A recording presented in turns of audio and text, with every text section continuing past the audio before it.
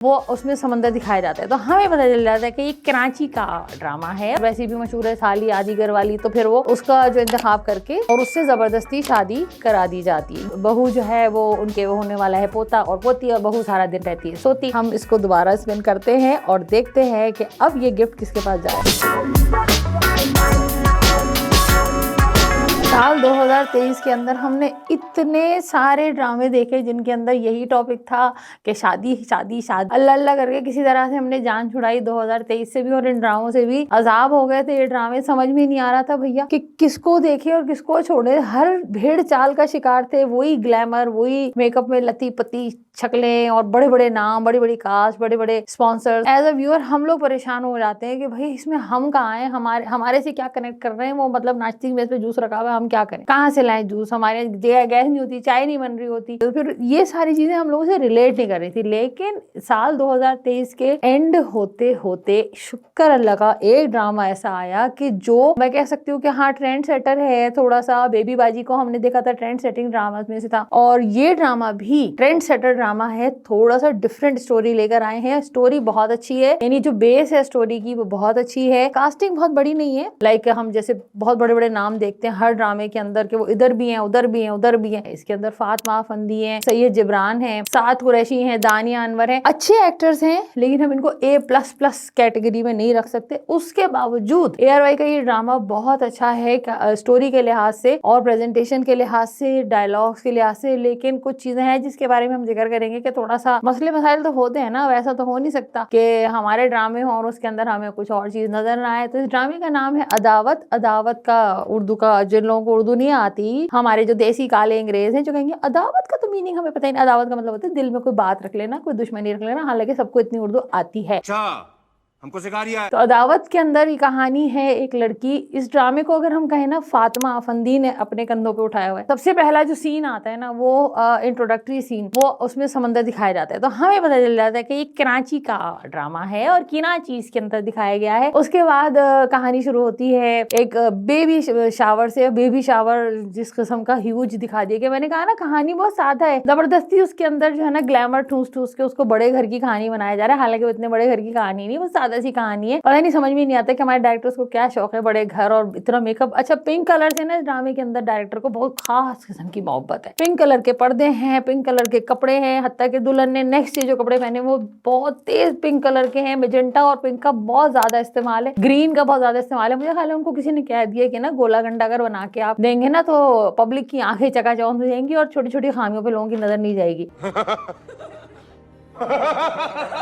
तो शायद इस टेक्निक के साथ चल रहे हैं। तो वो कहानी ये है कि बेबी शावर होता है और उसके बाद वो बहू जो है वो उनके वो होने वाला है पोता और पोती, और बहू सारा दिन रहती है सोती, उसके आराम का ख्याल करते। लेकिन फिर बहू जो है वो एंड टाइम पे अल्लाह के पास चली जाती है, बच्चे छोड़ जाती हैं। फिर बिलाखिर वो कहानी ट्विस्ट होते होते होते खाला के ऊपर जिम्मेदारी आ जाती है, जो कि है फातिमा अफंदी, कि अब आपने जो है बच्चे को माँ बन के पालना है बच्ची को। और उसके बाद ये कहा जाता है कि जो हमारे एक रिवायती सोच होती है ना कि अभी बीवी गई नहीं होती, तो ये तो खैर बहुत सारे घरों में होता है कि बीवियों के होते हुए भी लोग इधर उधर देख रहे होते हैं कि भाई दूसरी मिल जाए, तीसरी मिल जाए, चौथी मिल जाए। समझ एक भी नहीं रही होती, ढूंढ रहे होते हैं चार चार, अल्लाह यानी क्या करना होता है। और उसके बाद अब यहाँ तो उनकी तो बीवी चली गई है, तो फौरन ही दूसरी शादी का उनको मशवरे मिलने लगते हैं। तो साली का जो है वो इंतखाब किया जाता है कि हाँ फातिमा अफंदी से कर देते हैं। खाला भी है, खाला तो माँ जैसी होती है और वैसे भी मशहूर है साली आदिगर वाली, तो फिर वो उसका जो इंतखाब करके और उससे जबरदस्ती शादी करा दी जाती है। ये एक अच्छी स्टोरी है अगर इसको तरीके से लेके चला जाए, ठीक है ना। तो दूसरी स्टोरी सैयद जिब्रान की चल रही है, जहाँ पे उनकी फसादन किस्म की अम्मा और बहन का नाम आप पता है, हर खानदान में बेबीबाजी होती है, यहाँ भी एक बेबीबाजी है। लेकिन बेबीबाजी जो बनी है वो बनी है दानिया अनवर। दानिया अनवर शक्ल से इतनी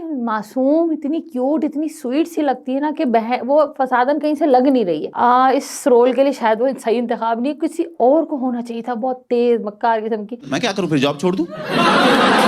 बहन और अम्मा के चक्कर में सैयद जिब्रान की जो मंगेतर थी उनकी शादी कहीं कहीं और हो जाती है, खानदान में लड़ाई हो जाती है और अब सैयद जिब्रान बहुत परेशान है कि मेरे साथ होने क्या वाला है और अम्मा और बहन उनकी शादी कराने वाले। इसके साथ साथ उधर फातिमा अफंदी की शादी हो जाती है, लेकिन वो अब पहले जब भांजी की मोहब्बत थी, बहन की बच्ची की मोहब्बत थी, अब वो नफरत में बदल गई है कि इस बच्ची की वजह से जो है ना मेरा करियर, मेरा फ्यूचर तबाह किया गया, जबरदस्ती मेरी शादी की गई और अब मैं गिन गिन के चुन चुन के जो है ना अपनी अम्मा से, खाला से, बच्ची से, मियाँ से, सबसे मैं बदले लूंगा। जिस तरह मेरी खुशियों को सबने आग लगाई है, उस तरह मैं भी किसी को अब सुकून का सांस देने नहीं दूंगी, जीने नहीं दूंगी। लेकिन बाहर ड्रामे के अंदर डायरेक्टर साहब को चाहिए कि चूंकि कहानी सादा है तो थोड़ा छोटे घर में ले जाएं इसको, ग्लैमर थोड़ा सा कम कर दे, स्पॉन्सर से अगर ज्यादा पैसे ले लिए थोड़े वापस कर दे कि भैया ले लो पैसे, हमें इतना ग्लैमर नहीं चाहिए।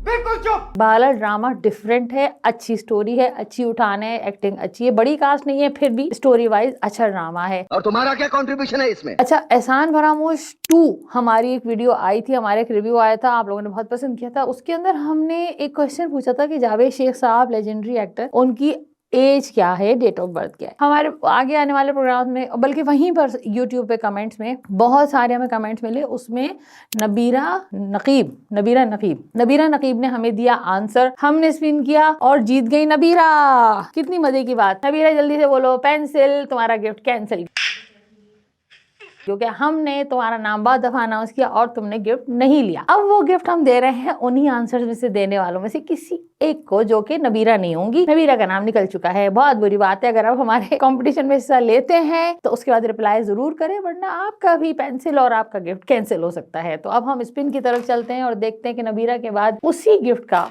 असल किस्मत है किसकी। अच्छा, ये सारे लोग थे, शमा परवीन थी, एरोमेटिक टेल्स थी, शगुफ्ता जन्नत, शुफ्ता अंजाम मार्ड, हमीदा बानो थी, ओमेमन बच्चा पार्टी। ये क्या था ना, तो रख लो भाई, हम क्या कर सकते हैं। तो इन सब लोगों ने जवाब दिए थे। अब हम इनको स्पिन कर देते हैं दोबारा। नबीरा देखो देखो तुम्हारा गिफ्ट जा रहा है। वंस अगेन हम इसको दोबारा स्पिन करते हैं और देखते हैं कि अब ये गिफ्ट किसके पास जा रहा है। नबीरा देखो तुम्हारी किस्मत का पहिया घूम के किसके पास जा रहा है, और ये गया है एरोमेटिक टेल्स के बाद। एरोमेटिक टेल्स आपको बहुत बहुत मुबारक हो कि आपका गिफ्ट निकला है। अब अगर आपने ये गिफ्ट रिसीव करना है तो अगले 3 दिन के अंदर आप हमारी टीम से कांटेक्ट कर लें, यूट्यूब के जरिए या हमारे फेसबुक पेज के जरिए, ताकि आपका गिफ्ट आप तक हम पहुंचा दें, ठीक है। वरना हमें कहना पड़ेगा एरोमेटिक टेल, बोलो पेंसिल, ये हमारा डेंजर साइन है। तो कैसा लगा आपको आज का हमारा रिव्यू? उम्मीद है पसंद आया होगा। और जाते जाते इतना जरूर कहेंगे कि इतनी मेहनत से आप लोगों के लिए रिव्यूज लेकर आते हैं, तो फेसबुक, इंस्टा, यूट्यूब, टिकटॉक, सब जगहों पे एंटरटेनमेंट लाउंज को जरूर लाइक, फॉलो, सब्सक्राइब कर दें। ये आप लोगों का थैंक्स होता है, प्यार होता है और आपकी सपोर्ट होती है हमारे लिए, और हमें भी हौसला मिलता है कि हम नई से नई चीजें आपके लिए करें, और फिर गिफ्ट्स भी तो लाने हैं ना आप लोगों के लिए। तो नेक्स्ट प्रोग्राम तक के लिए अल्लाह हाफिज।